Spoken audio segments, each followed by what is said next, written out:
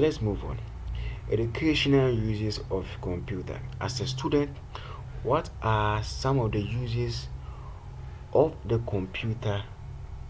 Okay, so here the internet allow access a lot of online research materials. Okay, so you are a student, you can use the computer to do online research.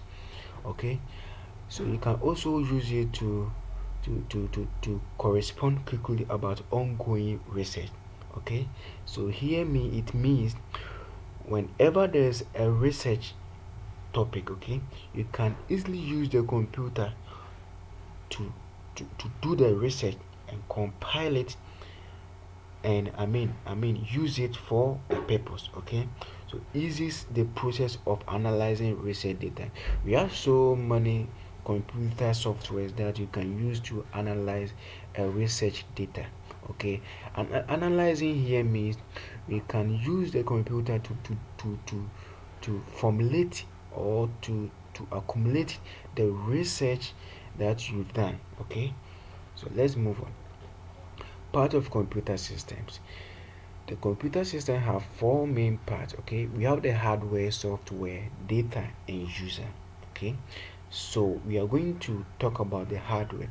The hardware are the physical component of computer. When we say a physical component of a computer, those components are the ones that you can feel, see, and touch. Okay, and the softwares are the instructions or the set of application that instruct the computer or tells the computer what to do. Okay, examples of the software could be the computer software. We have the utility software, entertainment software that are used for music, videos, and other stuff. Okay, and as I said earlier, we have the data. That's the raw fact, the raw fact information about someone or some organization.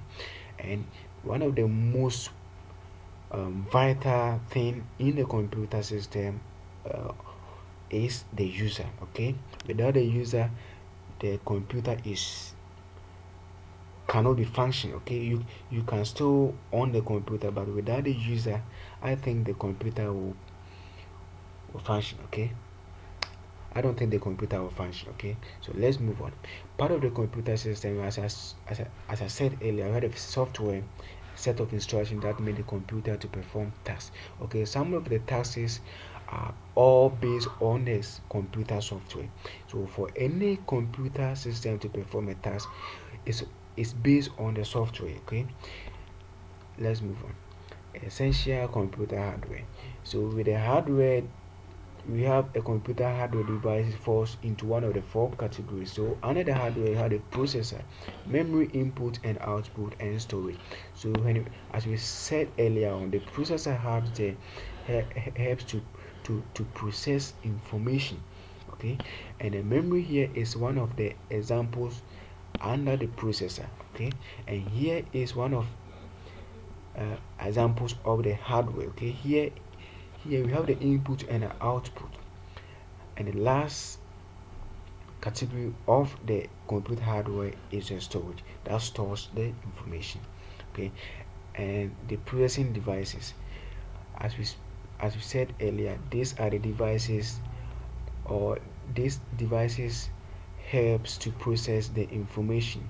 Okay, and the processor is like the brain of the computer. Okay, we have the processor, they all comprises in the information processing cycle. Okay, so in a summary, we talk about computer systems, and we said computer accept input data and process it into information for useful purpose. Okay, and we also spoke about the information processing cycle, and we look at the steps involved in information processing cycle.